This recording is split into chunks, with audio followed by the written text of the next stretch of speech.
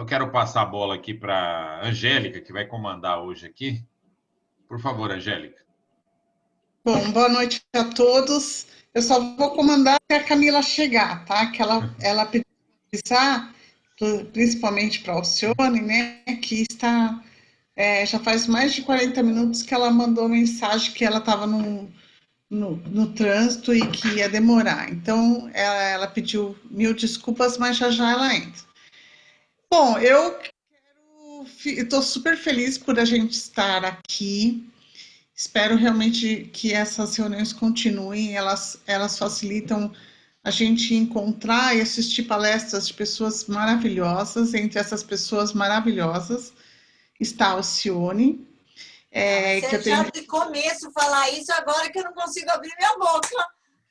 que a Alcione já é uma parceira nossa, faz todo esforço para poder estar com a gente, ajudar, já foi lá no Herculano fazer palestras presenciais, sempre com muita sabedoria. Então eu vou passar a bola aí para a Alcione, não preciso falar muito, porque quase todo mundo aqui já conhece a Alcione, já é fã, trouxe o fã-clube para esta reunião, né? Então, eu vou passar a bola aí para a Alcione. Muito obrigado por ter aceito e espero que a gente tenha uma noite maravilhosa. O mais importante, acho que a gente sair daqui um pouquinho melhor do que a gente entrou, com mais conhecimento, né? Eu acho que isso vai acontecer com certeza essa noite. Assim espero. Muito obrigada pelo convite, é um prazer realmente estar com o Herculano. É uma grande satisfação estar com todos esses amigos juntos e que a gente vai construindo essa conversa, essa reflexão. Então, eu estou muito feliz pela oportunidade. Eu queria falar um pouquinho para vocês de Rivaio. Então, vamos lá, conversar um pouquinho.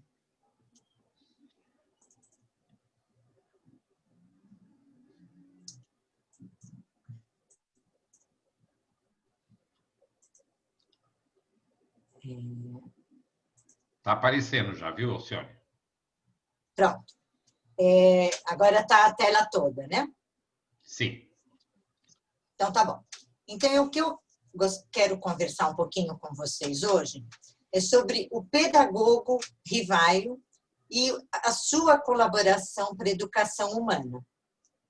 E, como eu disse, né, essa reunião, a gente está junto, não só o Herculano, pessoal do Herculano Pires, né, que frequenta o Herculano Pires, como o pessoal que frequenta o Grupo Espírita Livre Pensador, porque a gente se reúne nos mesmos dias, né, às quintas-feiras, e essa porção de amigos de várias cidades, de outros países, que me deixa muito feliz e muito contente. Eu espero que vocês gostem do que eu vou trazendo para vocês.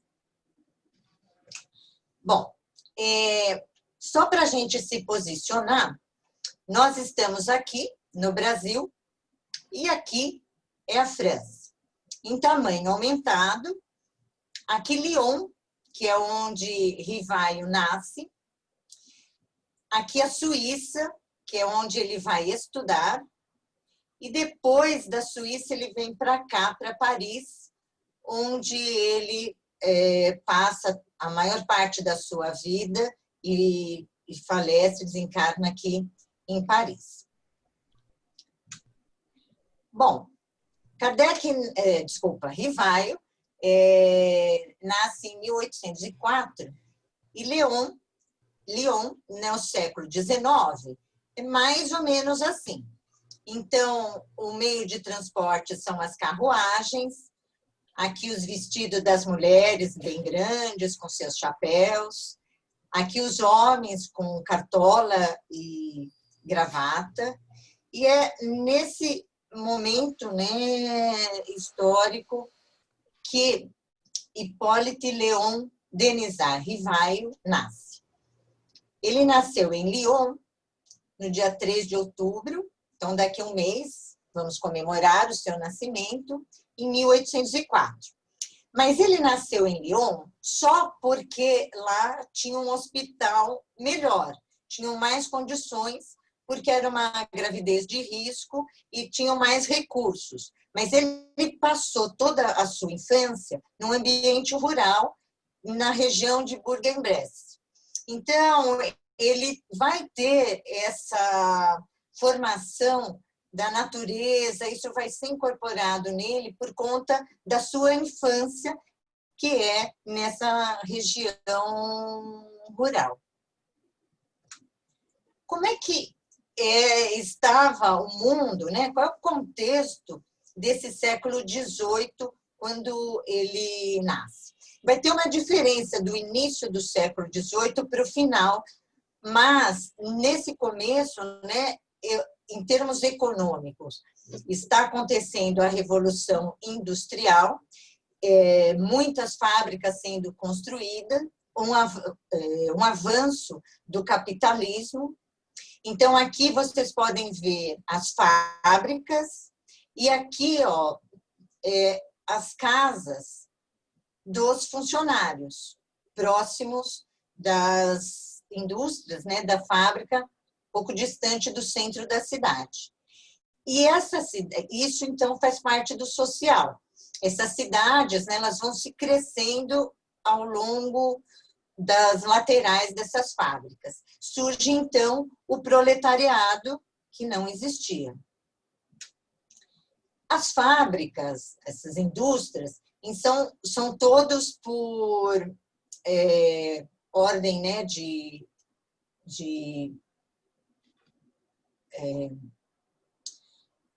produção, e os trabalhadores trabalham muitas horas, mal alimentados, dormem pouco, e as casas são muito próximas uma das outras, com muitas pessoas morando no mesmo lugar, muitas crianças na rua, porque os pais estão trabalhando, e isso gera uma vida bastante insalubre, porque não tem água, não tem esgoto, a comida é precária, e ratos, né? Enfim, várias doenças, deixando as pessoas cada vez mais doentes, mais miseráveis, né?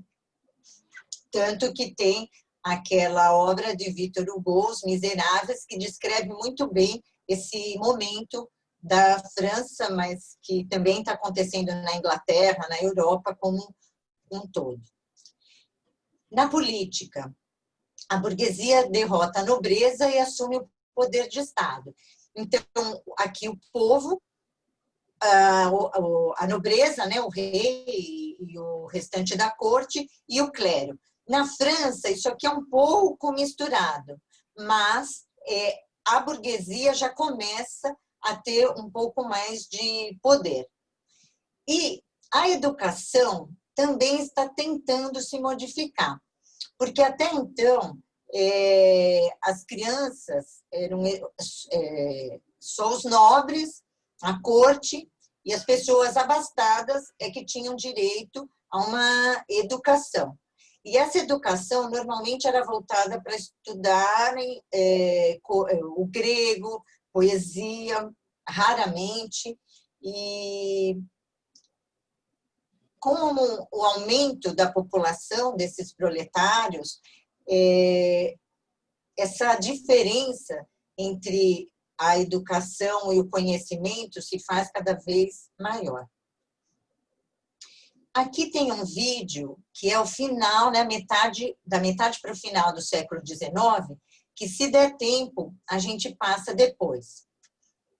Bom, estamos no tempo de Kardec, tenho certeza que muitos de vocês conhecem. Então, só para pontuar, naquela época, o que a gente tinha? Caneta tinteiro, mata-borrão, você escrevia a carta todinha, na hora de assinar, pingava a tinta, muitas vezes tinha que ser refeito. Então, eu fico imaginando já não só toda a educação, se você tinha que copiar textos, escrever livros, a dificuldade que seria. As classes eram basicamente de meninos, com uniformes e bastante rígido na disciplina. Então, muitas vezes aqui, né, repetindo leituras gregas e decorando muitos textos. Então, como que era o ensino? O professor era o agente. Então, ele podia ser individual, um professor atendia na escola, né, um aluno por alguns minutos. Poderia ser simultâneo, o professor pode atender vários alunos ao mesmo tempo, ou um método mútuo, que o professor fazia um conluio, né, estava junto com um aluno que seria o monitor e que ajudaria o professor em algumas funções.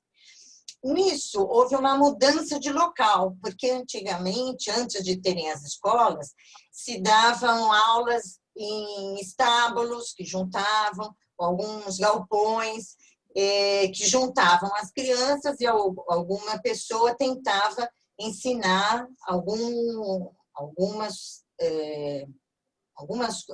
letras para tentar alguém ler, ou até uma matemática, alguns números, mas eram raros. Com o advento da escola, esse lugar fica em melhores condições para os alunos aprenderem. Começa uma divisão por séries, por idade, para tentar facilitar esses ensinamentos. Mas tudo ainda era de uma forma bastante disciplinar e exatamente aquilo, era o grego, o latim, algumas noções de número e muita repetição dos clássicos gregos, né? Estava começando na França o que a gente chama de ensino intuitivo, que era a preocupação com material didático, oferecimento de dados ao estudante, a observação, a percepção do aluno, uma luta para se colocar aulas ou informações sobre artes em geral, né, esportes e outros ramos do conhecimento. E isso vem desde Comênios, no século XVII, que já tenta mostrar uma educação mais voltada para o educando, para o aluno. Depois, no século XVIII, com Rousseau, através de Emílio, que também passa essa educação com a preocupação do aluno, não só o professor impondo aquele conhecimento, sendo o detentor do conhecimento, mas de uma forma mais harmoniosa, até que a gente chega à Pestalozzi, que foi aonde Kardec estudou e com quem Kardec estudou, na Suíça, como eu mostrei para vocês no mapa.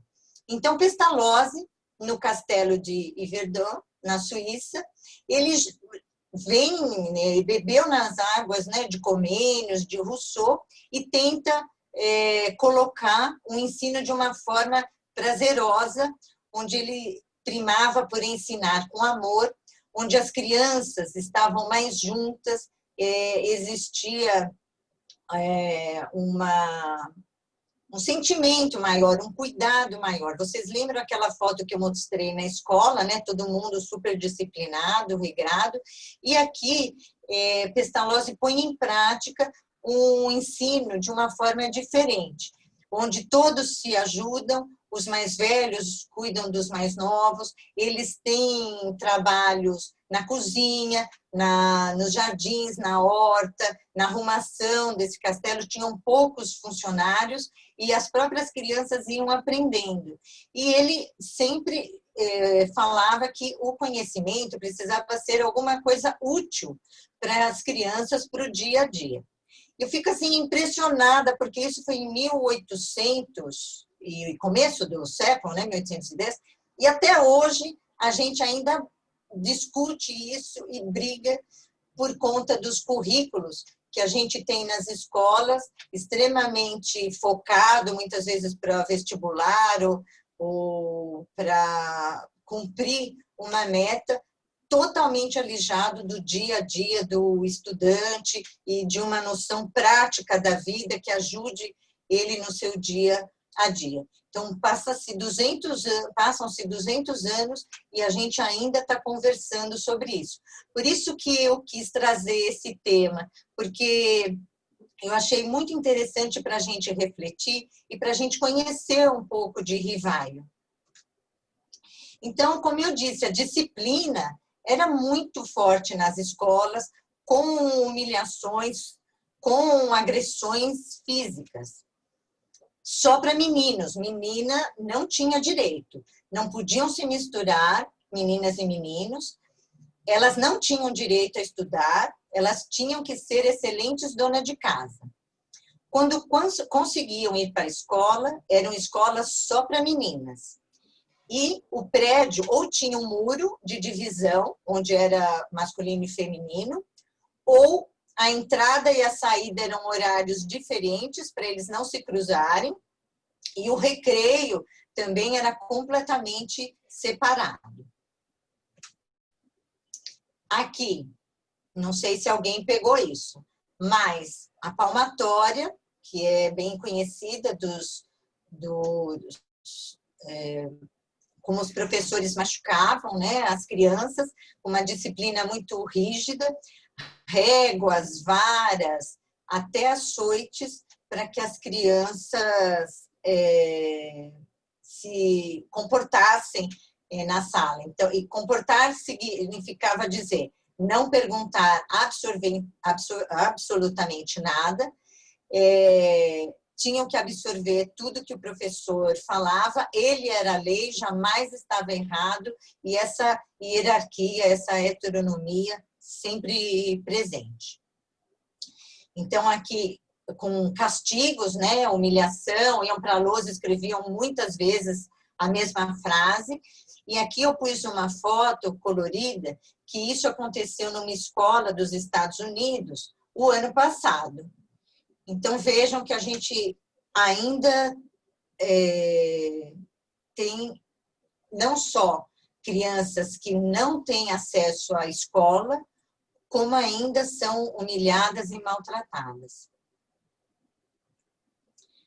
E Hipólito Leon Denisard Rivaio estuda junto com Pestalozzi, vem com esse cabedal de conhecimento, dessa visão de educação. Ele retorna para Paris e, desde os 14 anos de idade, ele já começa a ensinar aos seus colegas menos adiantados, criando cursos gratuitos. E aos 18 anos, ele se bacharelou em Ciências e Letras. E aí, gente, olha só o que ele começa a sua luta. Por uma educação interdisciplinar. Naquele tempo, ele já acreditava que tinha que ser oferecidos noções de matemática, de ciência, história, geografia, e o cúmulo brigou por se dar francês nas escolas, porque não se estudava francês, estudava-se o grego e o latim, o que ele achava um absurdo, porque jamais os franceses iriam serem bons escritores se as pessoas não soubessem ler francês. Então, ele já começa a luta dele para que sejam coisas úteis, que seja de uma forma interdisciplinar e que seja uma coisa prática.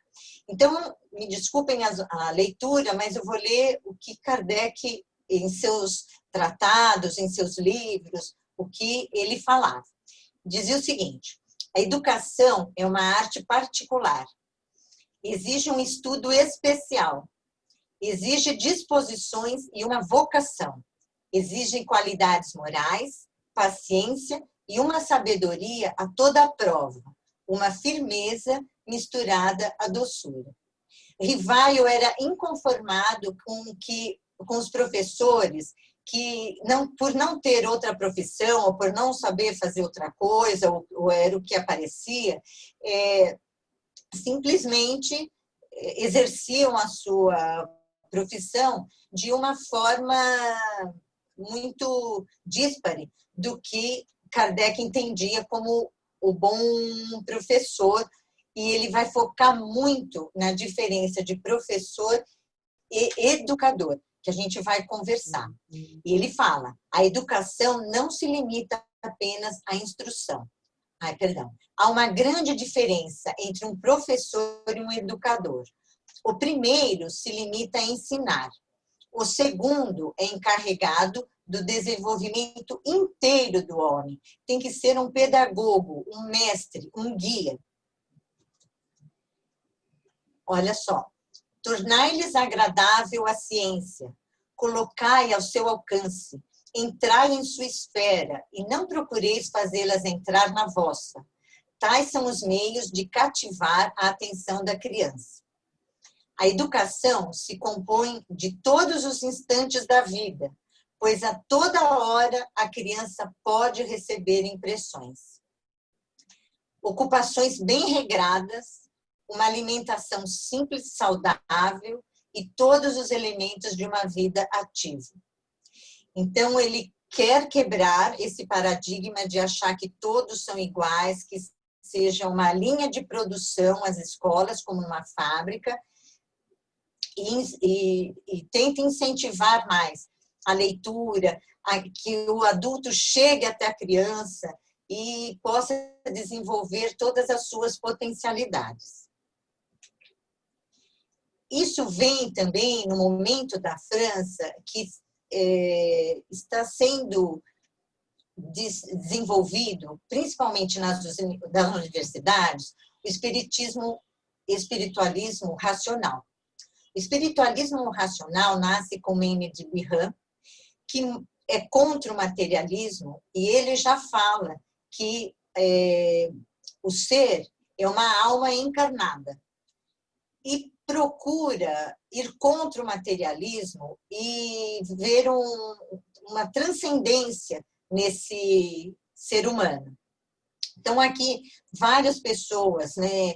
Royer Collard, Theodore Joffre, Paul Janet. Paul Janet tem são 2 livros, explicita claramente como deveria ser dividido as classes, como deveriam ser as aulas, como deveria o professor se preparar para que desse uma boa aula. Mas é com Victor Cousin que esse ensino é colocado na universidade como matéria. E ele consegue colocar esse projeto, esse programa de estudo nas universidades, nas escolas secundárias, e tenta-se, né, no que seria no início escolar. E Rivaio se constitui desses elementos, concorda com eles, porque dá muita sequência do que ele vivenciou em Verdun, com Pestalozzi. Só para vocês terem uma ideia, o que era obrigatório, né, que era o grego, o latim, as obras, eles mudam o programa para aprender sobre o corpo, para aprender sobre os animais, para aprender sobre moral, que tinha que desenvolver as aptidões e o desenvolvimento humano, para aprender a falar, né, a palavra, a escrita. Eles dividem, né, em ciências morais e da natureza, as matemáticas e o pensamento, a vontade, enfim, é um programa muito mais voltado ao espiritualismo do que ao materialismo e muito mais tendendo a ampliar as vocações desse ser humano e que ele tenha a sua autonomia, que ele possa expressar o seu pensamento e a sua vontade. Isso era uma coisa fantástica naquele tempo. Passam-se 200 anos e a gente ainda está lutando para isso. Mas a gente chega lá. Quais são as sugestões de Rivaio? Uma escola que a teoria seja agradável para a criança e que tenha a prática. Ele diz: a educação é o resultado do conjunto de hábitos adquiridos. Esses hábitos são eles próprios o resultado de todas as impressões que os provocaram. E a direção dessas impressões depende dos pais e dos educadores. Ele luta por estabelecimento gratuito, porque eram só os abastados que tinham direito ao ensino, principalmente as igrejas católicas mantinham as universidades, e lutava pela educação das mulheres. Rivaio achava um absurdo que, se a mãe cuidava da criança, como que ela poderia ser uma analfabeta e criar um cidadão? Então, o que a gente tinha que educar as meninas para que elas fossem educadoras dos seus filhos. Então, não só para que elas aprendessem, mas que elas pudessem efetivamente ajudar na educação dos seus filhos. Não é demais, gente? Fantástico.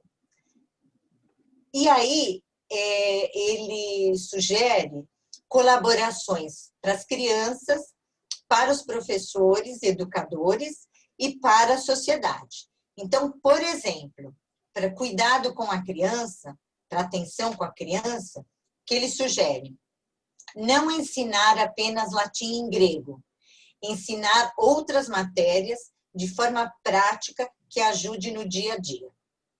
Alimentá-la de ideias para que ela sempre possa, né, refletir e pensar, não ao decorar, e sim ao refletir. Não é demais? E a interdisciplinaridade. Sugestões para os professores. Não ser apenas um professor, mas sim um educador.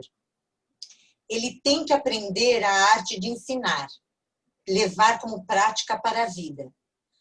Orienta cursos de formação, porque os professores também não tinham. Então, ele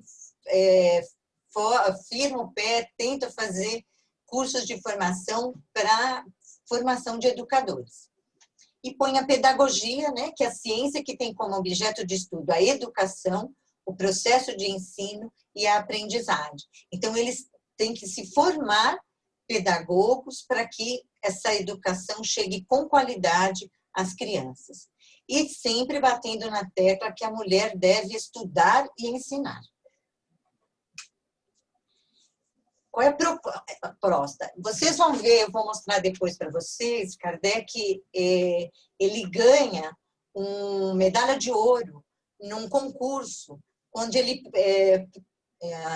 pedido, né, uma proposta para a melhoria da educação pública. E Kardec ganha esse concurso, e com a seguinte, eu coloquei algumas citações só para a gente refletir.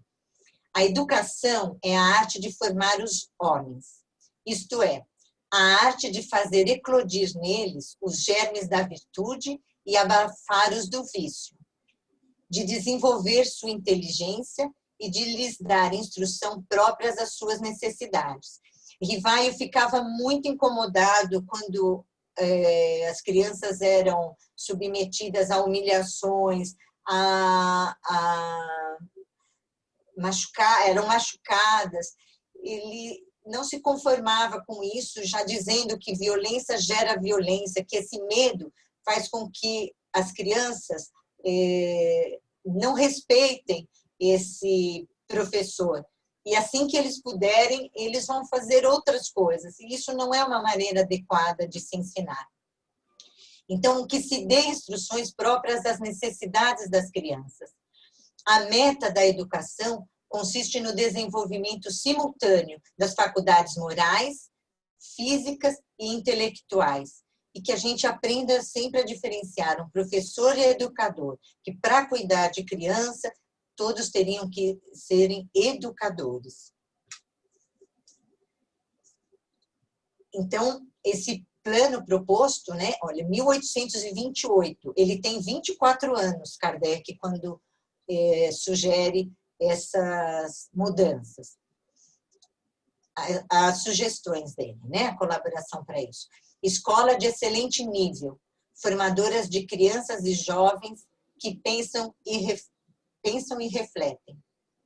1828. Nós estamos quase em 2028 e a luta continua. Professores preparados, concursos e material didático.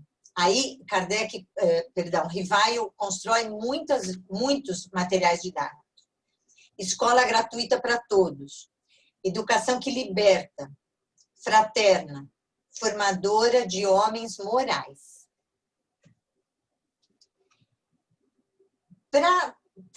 Como ele pregava, né, apregoava que os educadores tinham que estudar, tinham que fazer cursos, Rivaio é membro de várias sociedades, várias academias na França. Então, uma delas, né, era o Instituto Histórico de Paris, que é aqui, e a Academia Real de Arras, que aqui ele ganhou, como eu disse para vocês, né, o prêmio de qual o sistema de estudo mais de harmonia com as necessidades da época, que foram esses tópicos, alguns deles que eu fui lendo para vocês. Era membro também da Real Academia de Ciências Naturais, ele lutava muito para que as crianças aprendessem ciências, aprendessem com a natureza. Como ele não conseguia ser professor das escolas, porque as escolas tinham uma grande força do catolicismo, do clero, ele tenta abrir duas escolas. Uma em 1825, para tentar pôr em prática tudo aquilo que ele acreditava, que ele viveu, experimentou, sabia que dava certo. Ele cria sua primeira escola, mas foi muito breve devido à concorrência das escolas congregacionais católicas. Tanto que no ano seguinte, ele fecha uma, aí ele abre a instituição Rivaio. É uma escola técnica que funcionou até 1834. E nesse ponto, eu não posso deixar de citar essa pessoa maravilhosa que foi a Amélie. Ele se casa em 1832 com a Amélie Gabrielle Baudet, que era uma educadora. Então, nesse contexto todo, a Amélie é uma educadora. Ele fecha a escola em 34, como eu falei atrás, e de 35 a 40, ele mantém em sua residência com a ajuda de Amélie. Amélie dá muitas aulas. Amélie tem 3 livros, imagina para uma mulher, ela tem 3 livros publicados. Na residência, que é na Rua de Sèvres, cursos gratuitos de Química, Física, Anatomia Comparada, Astronomia, entre outros. Rivaio tem todas essas obras didáticas publicadas. Então, de aritmética, de instrução pública, que essa eu mostrei para vocês, de gramática, porque não se ensinava francês, então ele não tinha livros, ele então escreve, publica as obras didáticas. Qual o sistema de estudo mais consentâneo com as necessidades da época? Geometria, língua francesa, química, física, astronomia, fisiologia, até para dificuldades ortográficas, ele publica obras didáticas nesse contexto. Os livros didáticos, então, a gente pode ler aqui, né? Rivaio, aqui menorzinho, mas a gente vê. Então, aqui a capa de um dos seus livros. Vários diplomas, então, da Sociedade de Previdência dos Diretores, Colégios e Internatos de Paris, Instrução Elementar, Instituto de Línguas, Sociedade de Educação Nacional, Sociedade de Gramática e vários outros, viu, gente? Aqui só para vocês tomarem, né, conhecimento de quanto Rivaio era estudioso, amava a educação e lutava por isso, ia estudar, era diplomado, fazia parte das sociedades. Tinha mais diplomas na emulação da agricultura, Instituto Histórico, Estatística Universal, Incentivo à Indústria Nacional E aqui, como eu falei para vocês, medalha de ouro, né, primeiro prêmio, conferido pela Sociedade Real de Arras, sobre educação e ensino.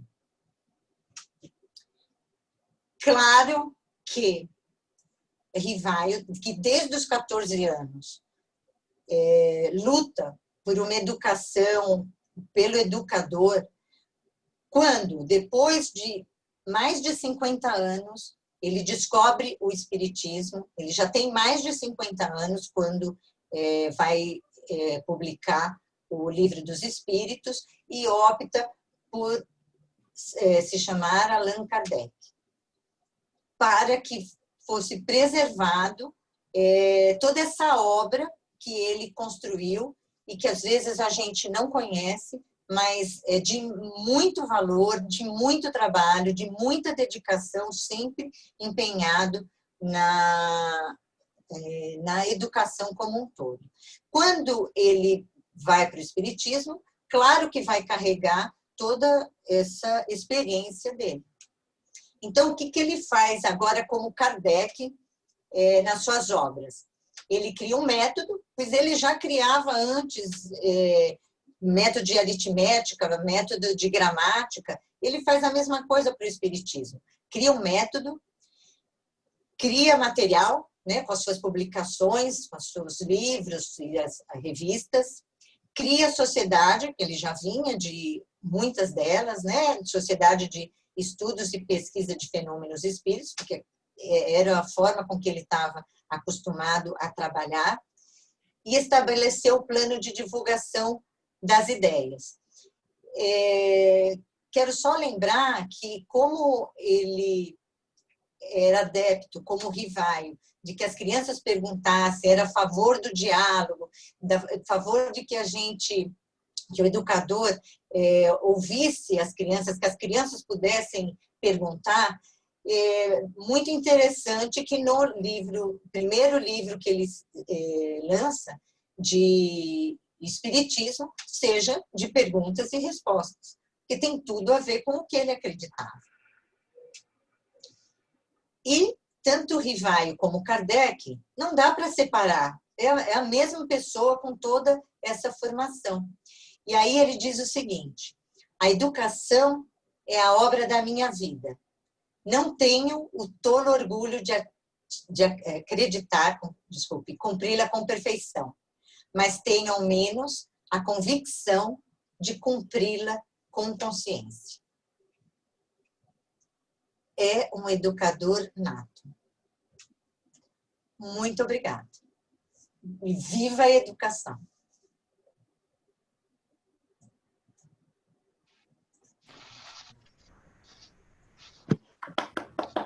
Muito lindo! Adorei! Gente, ele é demais, né? É demais. Parabéns, Alcione. Oi, Alcione, estou tentando abrir aqui. Palestra. Parabéns. Muito bom, muito bom. Alcione, eu não estou conseguindo destravar minha câmera aqui. Parabéns, Alcione. Quem é que falou? Eu que estou falando, Angélica. Não, Angélica, você ouviu uma voz de Ari. Fui eu. Parabéns. Obrigada, Ari. Obrigada. Eu não sei se todos conheciam essa produção de Rivaio, né?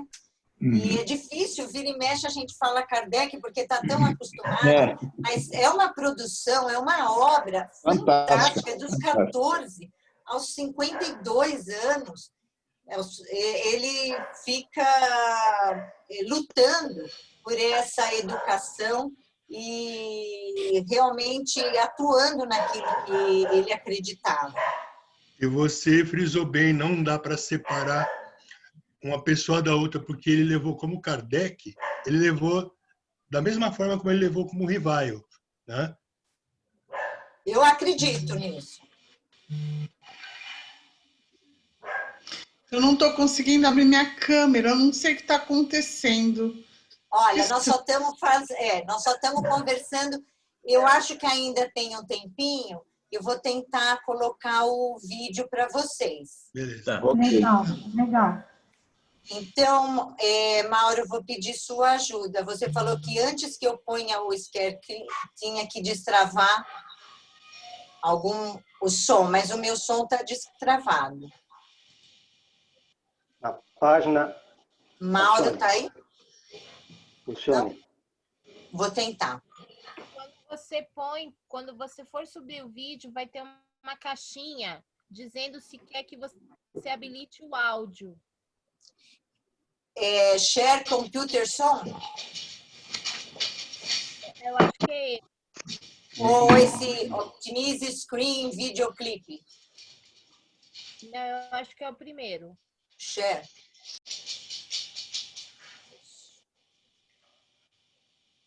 E agora? Será que é esse?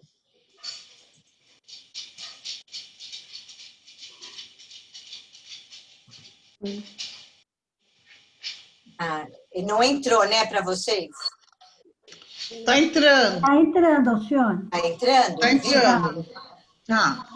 Tá? Tá. Tá pequeno ou tá grande? Tá bom. Tá bom.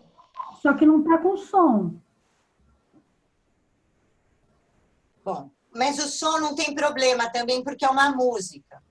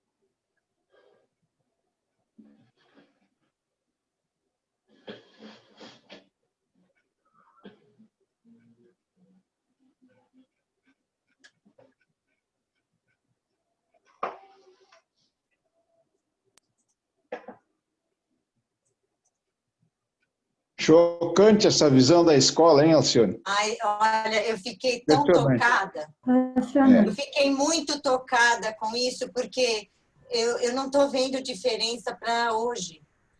Nesse sentido de massa, sabe? Que a criança ainda a boa criança é aquela que é dócil, aquela que não questiona. E eu fiquei muito impactada com isso. E, infelizmente, se passaram 200 anos. Rivaio lutou, Kardec lutou, e eu acho que a gente deve continuar nessa luta, porque a educação é extremamente importante. Verdade. Muito Fundamental. legal. E assim, ó, né, não mudou nada, porque você vê que ainda a gente tem uma educação de formação de massa, uma formação rasa, Sim. as pessoas não se aprofundam, elas se profissionalizam, mas Sim. elas não Voltada para a aprendem. técnica. E continua, Voltada para a técnica. e continua cada vez mais uma desigualdade E quem- absurda, quem porque faz é um direito- ciclo vicioso, né? Não tem muita educação, não vai conseguir um bom emprego. Eu não sei se alguém não- aí, E assim aquilo vai num crescente. alguém aí fez Só- direito, por Só exemplo. aumentando, né? Direito é um curso maravilhoso. Eu acho fantástico. Eu fiz, adorei, não advogo. Mas você aprende a ser positivista, a não pensar muito, a seguir regras e leis e normas. Você não pode nem viajar dentro da sala. Matéria maravilhosa, um curso maravilhoso que se trata você vai tratar com lidar com emoções humanas, com reações humanas, com contratos. Você tem que ser assim, sabe? É complicado, é difícil você trabalhar. Então, você vê que eu já me formei em Direito com 40 anos. Então, eu pego aqueles adolescentes formando junto comigo e eles saem exatamente aquilo que a universidade quer que eles saiam. Os cordeirinhos que não pensam além, né? Lógico, depois vão amadurecer. Mas as formações continuam assim. Então, é dolorido você ver isso. Né? Essa falta de ensinar o aluno a se aprofundar, a pensar, a ler, né? A ensinar a ler a realidade. O aluno tem que aprender a fazer e obedecer, né?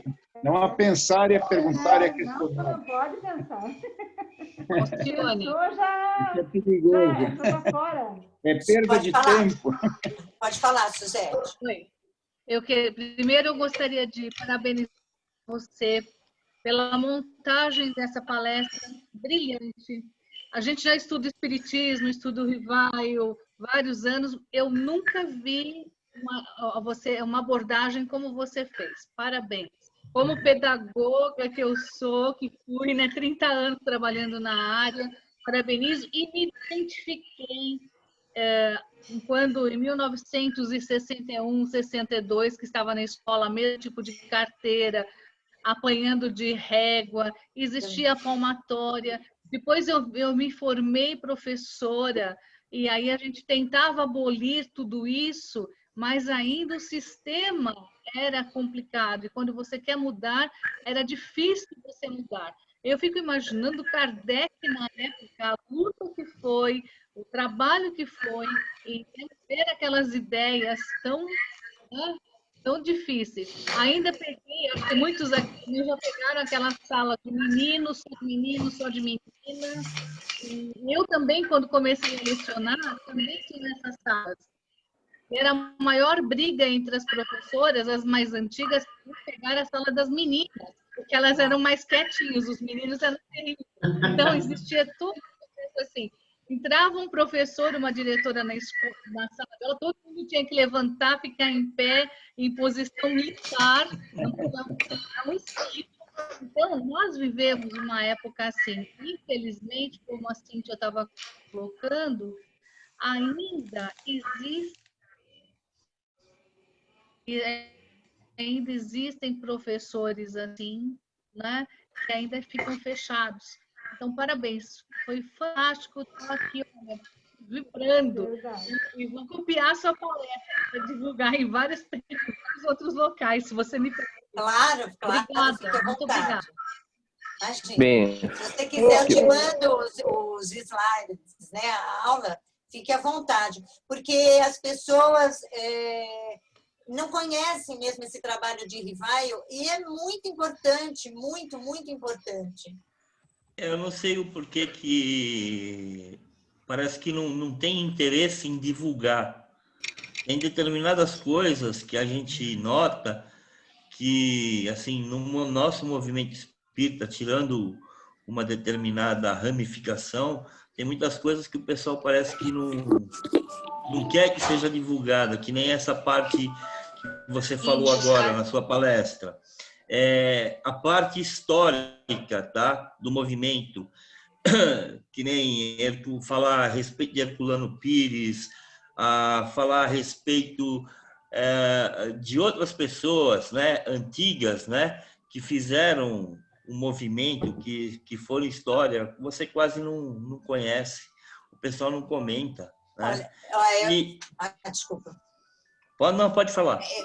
Olha, foi ótimo, Flávio, você comentar isso, porque depois a gente estudando, quando você pega a vida de Eurípides de Barçanufo, sim, Alta de Souza, perdão, a Alta de Souza também, Anália Franco. Anália Franco é uma mulher fantástica, que essas pessoas da rua, filhos de escravos que não estavam mulheres, e ela dá um instituto de mulheres, né? Instituto para isso. Herculano, que luta para pôr a pedagogia espírita, para mostrar a diferença. Eu li um livro que eu achei tão interessante, que dizia o seguinte: o espiritismo, ele, em comparação com o catolicismo, com o protestantismo, o que ele fez de creche, de asilo, hospitais psiquiátricos, foi muito mais longe do que qualquer católico protestante aqui no Brasil.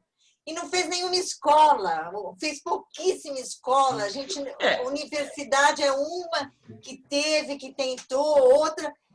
E a gente vê, né, as escolas, tanto a universidade, né, a Pontifícia Universidade Católica, Mackenzie, Metodista, enfim, e espírita não foi atrás de escola. Eu não entendo por quê, né? Porque que nem a gente teve a iniciativa do Eurípides, do Barçanufo, que foi, acho que, se eu não me engano, se eu não esteja enganando, foi a primeira escola espírita, né? Tanto que ele quebra essa parte que a gente passou por isso. Que nem eu também, quando eu estudei, era classe só de menino, né? E classe de menina separada. Eu tive só um ano que foi assim.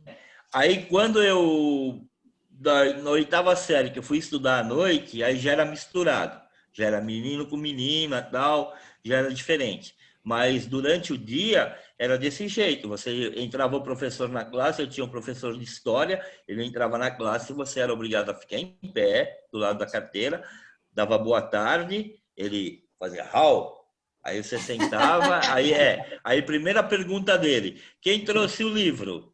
Não trouxe o livro? Não, meio ponto a menos e vai para fora da minha aula, porque sem livro não dá para estudar. Eu também passei por isso. Cabelinhos brancos provam, né? Sim. Agora, então, oi, fala. Uma das coisas que também me deixa triste, acho que me deixa triste, com o filme eu fiquei bem tocada com isso, como até hoje a gente estuda por partes. Então, como se fosse realmente uma linha de produção. Você não vê o final da obra, você só vê aquelas partes. Então, quando o Flávio estava falando da professora, é assim até hoje. Entra a professora de história, 50 minutos, sai. Depois entra a professora de matemática, 50 minutos, sai. E só coisas compartilhadas, você não consegue ter um todo. Alcione, E na medicina, Alcione, eu gostaria de fazer uma pergunta para você. Então. O Bruni quer fazer uma pergunta. Pode falar. Não, fazer uma pergunta, não. Boa noite, Alcione, boa noite, gente. Não, é uma reflexão. Ainda, as classes dominantes são as que dirigem a educação. o interesse delas não é a educação do povo. Sim. Qual era a preocupação de Rivail? Educar o povo. Para quê? Para que ele possa refletir, não é certo, agir por sua conta e não tomar os dogmas, não é certo, sair daí e ter a prática do livre pensamento. Então, nós temos uma tarefa ainda, a humanidade, não é certo, para trocar isso. Então, a proposta do Espiritismo tem que ser prática. Eu me lembro de Manuel Porteiro, ele era analfabeto. Ele estudou, se alfabetou por sim, e ele aí, no sul de Chile e Argentina, trabalhando com as ovelhas, ele que fazia, ensinava a gente que estava ao redor dele, e que ensinava? A pensar. Então, esse é o desafio que nós temos ainda na frente. Eu gostei do seu trabalho, Alcione, porque eu não conhecia muitos aspectos desse Kardec, da obra, não sabia que a mulher dele tinha 3 livros, assim que gostei da sua palestra e é um desafio mais para nós, que nos decimos livres pensadores, temos que ser também livres agidores, o sea, actuadores en la realidad del mundo. Eso, me disculpan que mi portugués no es bueno. Maravilhoso, é maravilhoso. Obrigada. Alcione, boa noite. Oi. Aqui é o Rômulo, tudo certo? Tudo. Gostaria de parabenizá-la também, principalmente por ter feito esse apanhado histórico, trazendo desde Comênios, Pestalozzi e Rousseau, até chegar no professor Rivail, nosso Allan Kardec, que realmente foram uma sucessão de mestres e discípulos assim no ramo da pedagogia. E, na sua opinião, essa linha progressista, não digo nem na conotação política, mas de uma ruptura mesmo, de uma sistemática da época. Eles tinham uma visão progressista da pedagogia. O que isso pode contribuir nos dias de hoje? Porque me parece que todo esse esforço que se fez à época, 200 anos atrás, como você falou, ainda hoje não tem um reflexo efetivo. Acho que alguém está com o microfone aberto. Então, Rômulo, apesar de tudo isso, passado 200 anos, eu sou uma pessoa tremendamente otimista. Então, nós não conseguimos em grandes proporções, que era o meu desejo, mas a gente, em alguns pontos, a gente consegue. Basta ver que nós estamos aqui. Nós estamos pensando, nós estamos pesquisando. A gente estava conversando antes de iniciarmos que com essa história da pandemia, nós conseguimos estar frequentando vários outros grupos, estudando. Então, é um trabalho de formiguinha, mas nós estamos aqui. Então, eu creio que esses grupos se multipliquem. E eu tenho assim, a certeza que nós somos assim, multiplicadores.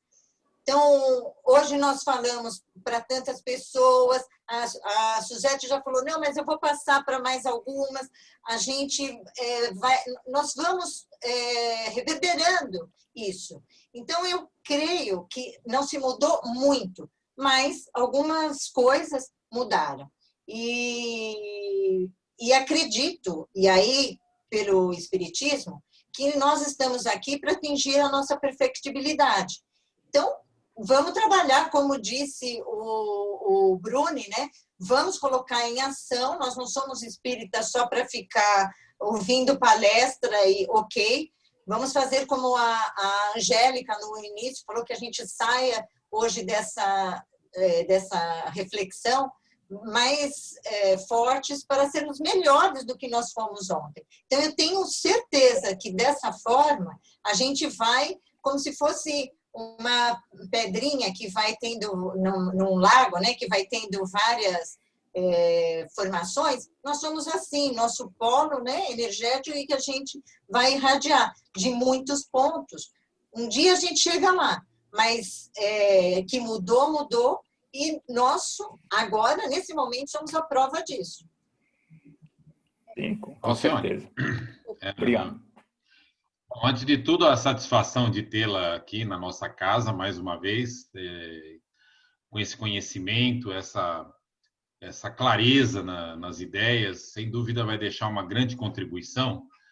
Eu queria até lembrar que as nossas palestras estão sendo gravadas e vão ficar disponíveis no Facebook, perdão, no YouTube, no canal do YouTube do nosso centro. Então, é um legado aí que você está deixando, eu quero agradecer. Eu queria juntar duas coisas que eu sei que fazem parte dos seus estudos e que possivelmente pode deixar mais uma ajuda aqui para nós.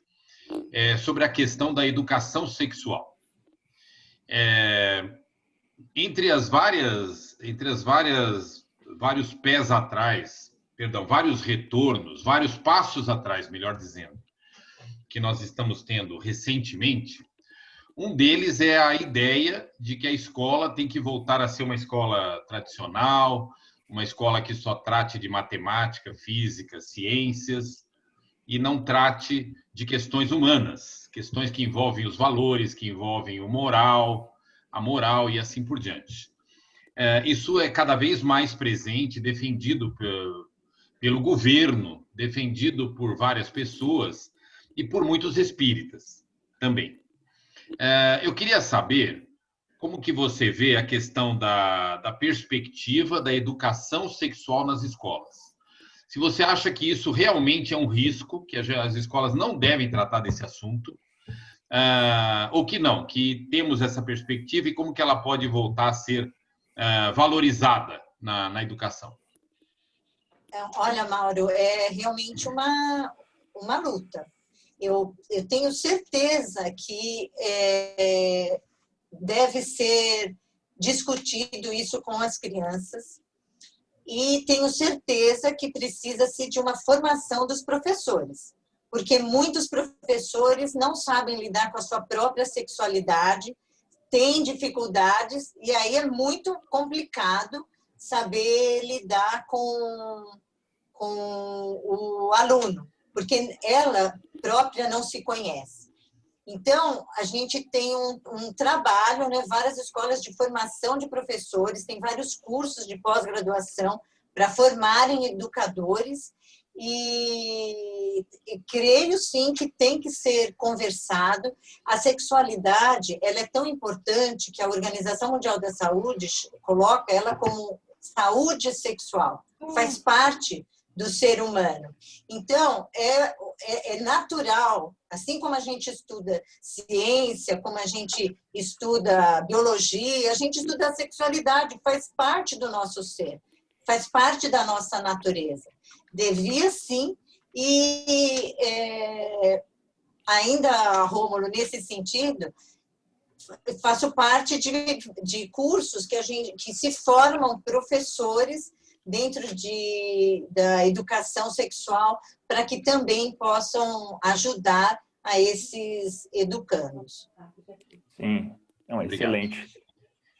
Flávio, só pegar o gancho na pergunta do... Pegar o ganchinho na pergunta do Mauro. Peraí, o Rômulo quer pegar um gancho?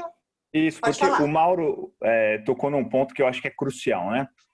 Rehumanizar mesmo a educação, porque hoje em dia, como a gente... E não é só na escola pública, não, é na escola particular. Embora o Bruno tenha falado que, assim, eu concordo também que a gente tem que lutar pela igualdade de condições na educação, porque só isso vai transformar a nossa sociedade. Mas, infelizmente, inclusive em grandes escolas de famílias abastadas, hoje a gente vê um sistema educacional pautado simplesmente no materialismo. Porque a pessoa feliz é a pessoa que ganha dinheiro, a pessoa feliz é a pessoa que tem títulos, etc, etc.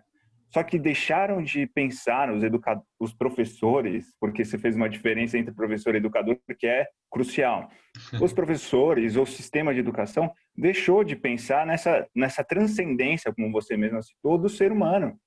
E eu acho que essa é a grande contribuição do espiritismo. Eu não sei se você concorda, mas aí eu gostaria de ouvi-la a respeito. O quanto o espiritismo e esse estudo prévio de Kardec, antes de ser Allan Kardec, né, pode contribuir para essa modificação, reumanizar a educação, como era a proposta do próprio Pestalozzi. O educador amando o seu educando. Só assim a gente transforma e potencializa, né, tudo que o educando tem de bom, entendeu? Concordo plenamente. Filme uma Flávio. vez que era... Posso pegar um gancho aqui do Rômulo, gente? Eu não estou conseguindo abrir minha tela, não sei o que está acontecendo. Não faz mal. Ó, primeiro, eu tô então, no- só para organizar aqui, primeiro a Angélica, depois vou pedir para o Flávio fazer mais uma pergunta, rapidinha, viu, Flávio? E que o nosso tempo está começando a apertar. E a Cíntia vai falar também. O Mauro, até que hora nós temos? Até 21h20 a gente toca. Nossa, que cedo. Eu adorei. A Delma, Eu assisti uma palestra sobre o Paulo Freire e tudo que você foi falando foi me lembrando muito Paulo Freire. Fiquei pensando muito. Eu também. Será que o Paulo Freire é a muito. encarnação do Kardec? Não sei. Eu me lembrei muito do Rivail, também, não do Angélica, Kardec. conforme eu li, eu também. Fiquei pensando nisso. Mas eu acho não. Eu estou vivendo um pouco isso. Um pouco não, eu estou vivendo isso. Eu sou professora, né, educadora, e tenho um monte de amigos que são educadores também, são professores educadores, e a gente tem essa vontade, a gente tem de amar, de se aproximar, de ajudar, de fazer crescer, faz parte faz parte do professor pensar dessa maneira. Só que a gente está inserido num sistema extremamente capitalista, a educação sai de uma necessidade básica e entra no mercado de capital, né? Um mercado. Então, a gente tem que driblar um pouco essa situação, mas ao mesmo tempo, o sistema que a gente está vivendo hoje nos coloca em uma condição que é quase humanamente impossível. Por exemplo, 100 alunos numa sala de aula. Como que eu vou tratar individualmente as diferenças? Como que eu vou me aproximar dos alunos? Como que eu vou... Então, assim, é muito difícil. E toda essa ideia, por exemplo, essa ideia do Paulo Freire, de fazer o aluno protagonista da sua história, que o professor ser a inspiração, tudo isso na instituição que eu trabalho, ela está sendo assim, faz até slide de galáxia, assim, para falar sobre isso. Só que, ao mesmo tempo, diminui carga horária de professor, diminui o número de aulas, tem horário vago que fala assim, é para o aluno estudar sozinho, não, é para não pagar professor. E coloca 120 alunos dentro de uma sala de aula. Então, assim, eu acho que os educadores, ele tem que ter uma vocação, nós temos que ter uma vocação para ser professor. Não é qualquer um. Nem melhor, nem pior que outras profissões, mas não é para qualquer um. Angélica. E a gente está inserido dentro de um sistema, infelizmente, um sistema horroroso. Angélica, eu sei perfeitamente o que você está falando, porque eu, na medicina, sofro exatamente a mesma coisa. Infelizmente. Então, educação e saúde é uma lástima. Mas nós vamos que vamos. Nós vamos lutando e vamos fazendo a nossa parte e vamos tentando fazer o que é possível. É uma frustração, muitas vezes. Muitas vezes é uma frustração. Mas quando eu estou assim, eu penso assim, olha, eu sei o que é certo. Não dá para fazer 100%, mas a gente tenta fazer o melhor. E vamos indo, a gente vai nos ombreando a educação junto com a saúde, junto com outros, e nós vamos tentando fazer o nosso melhor, porque se todos fizerem o seu melhor, as coisas saem melhor. E assim nós vamos indo. Flávio? Oi, Mauro. O que eu ia falar é uma sugestão, né? Que nem a gente estava falando a respeito de educação, que a escola está focada em massificar as crianças e não pôr as crianças para pensar. Eu acho que uma das alternativas que a gente tem para fazer isso é através da mocidade. Quando você pega as criancinhas que vão no centro, que começam a frequentar, né, que ela vai ter aula, não sei o quê e tal, eu acho que você, né, teria que já começar a forçar ela a pensar. Porque, é assim, aqui onde eu frequento, eu sou visto meio de lado. Porque, assim, porque eu questiono tudo. Eu pergunto, bem-vindo ao nosso time, Flávio. Tem tudo a ver com a gente. Por isso que eu vim aí, entendeu? Então, o que acontece? Às vezes você pergunta uma coisa, ninguém sabe te explicar, ninguém quer te dizer. Eu fui numa reunião da USE e eles estavam falando a respeito do Pacto Áureo. Aí começaram a falar, eu levantei a mão e falei, pô, fala a verdade, né? Fala que isso foi uma tremenda canetada, que nem falou Herculano Pires, né? Que foi um conchavo que fizeram, sabe? O pessoal parece que tem medo de falar a verdade. E eu acho Mas que... de qualquer forma, Flávio, eu não esperaria a mocidade. Na infância espírita, sim. a gente já começaria. Sim, com as criancinhas. Você vê, em muitos espíritos, eu já ouvi isso muitas vezes. Eu não vou levar meus filhos, casal espírita, vou falar, eu não vou levar meus filhos na infância espírita, porque eu vou esperar eles crescerem para eles poderem decidir. Ora, se o espiritismo é tão bom para mim, se me faz tão bem, por que eu não vou explicar para os meus filhos? Por que eu não vou oferecer aos meus filhos? Por que tem que esperar passar toda a vida para eles poderem escolher? E como eles vão escolher uma coisa se eles não conhecem, não têm base? Vamos lá passar a pergunta da Cíntia agora. Tá, desculpa, Flávio, vamos em frente. Agora eu vou ter que rir, porque eu sou casada com um católico que vai na missa todo domingo. E uma vez eu estava lendo um livro, Vampirismo, de Herculano Pires, e ficou casualmente, acho que a empregada pôs em cima do criado mudo dele. Aí eu pedi para ele me alcançar. Ele pegou aquilo como se fosse uma coisa muito vampirismo, né? O nome, ele já passou a ser aquele negócio. Às vezes é complicado. Os meus filhos foram criados com as duas. Eu não considero religião, eu considero uma filosofia para mim. Espiritismo é uma filosofia de vida, né? Eu não tenho religião, eu falo para todo mundo que eu não tenho. Eu tenho uma filosofia de vida que eu sigo, que é o espiritismo. Mas eu acho assim, ó, eu queria parabenizá-la, né? Que eu falei, não te cumprimentei pela excelente palestra.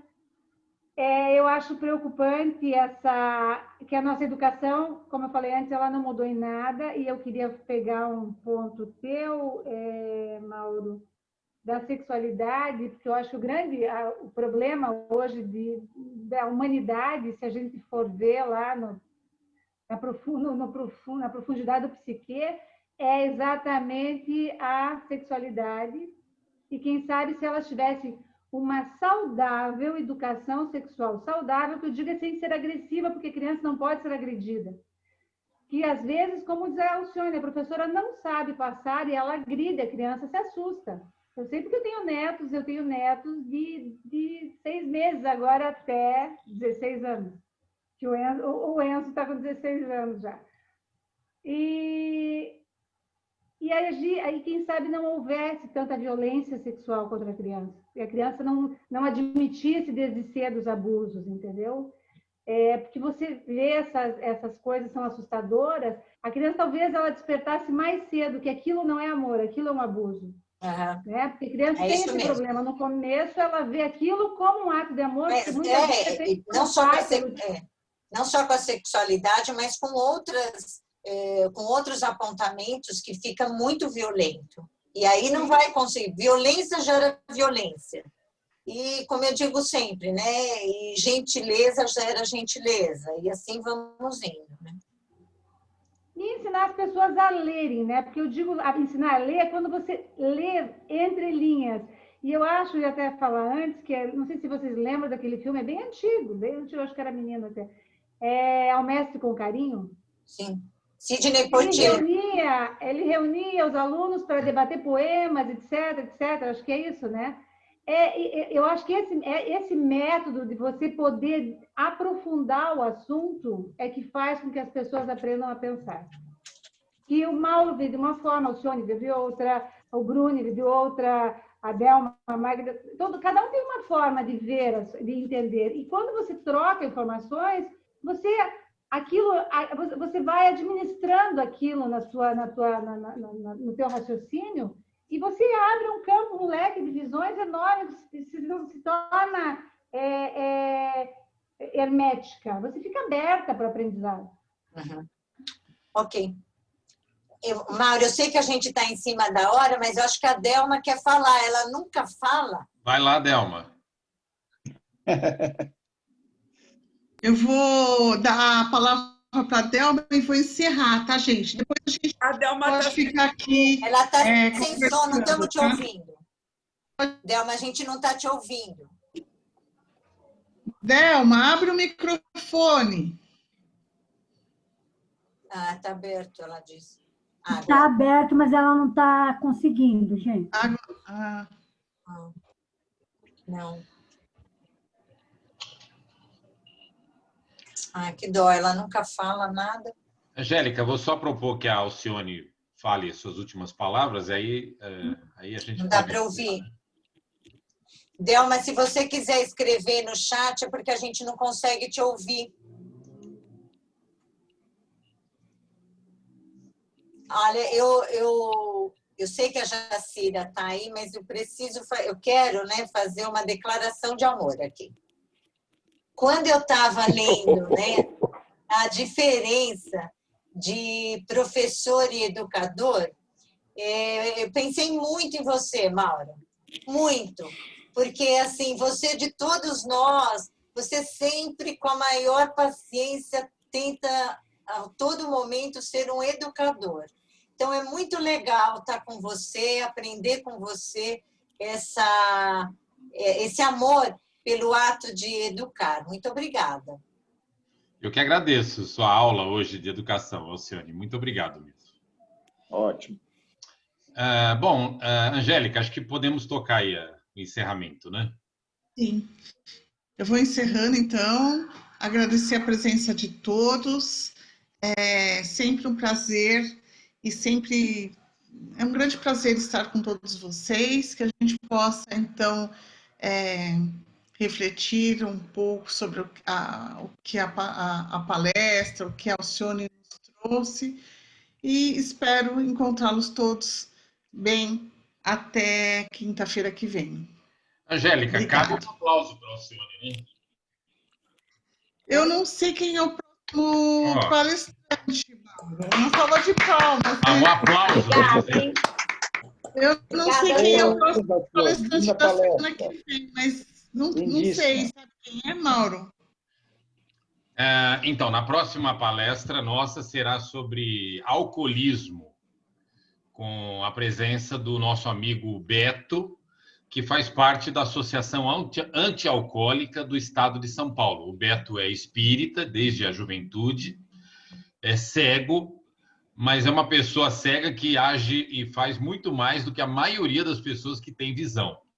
Então, nós vamos ter a oportunidade de ter o nosso amigo Beto falando aqui para a gente na próxima quinta-feira sobre o alcoolismo e sobre outras questões que envolvem o uso nocivo de álcool e outras drogas. Ele participa do nosso centro.